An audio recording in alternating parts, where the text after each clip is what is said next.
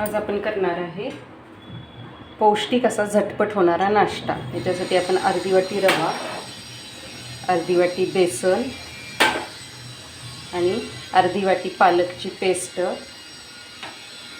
थोडंसं ताक किंवा दही, थोडं हिरवी मिरची, अद्रक लसूणची पेस्ट,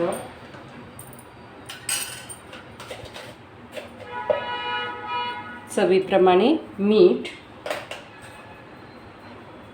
थोडीशी हळद,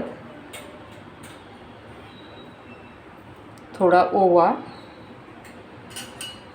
आणि आता आपण हे मिक्स करून 5 मिनिट बाजूला ठेवू। आता आपण यामध्ये घालणार आहे थोडा कांदा, थोडा टोमॅटो, तुमच्याजवळ ज्या भाज्या असतील त्या आपण। आता आपलं पॅन गरम झाला आहे, आपण याच्यामध्ये तेल टाकूया।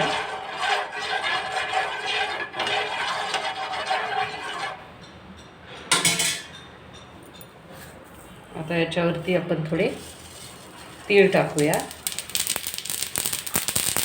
थोडे जिरे टाकूया आणि आपण छोटे छोटे डोसे करून घेऊ।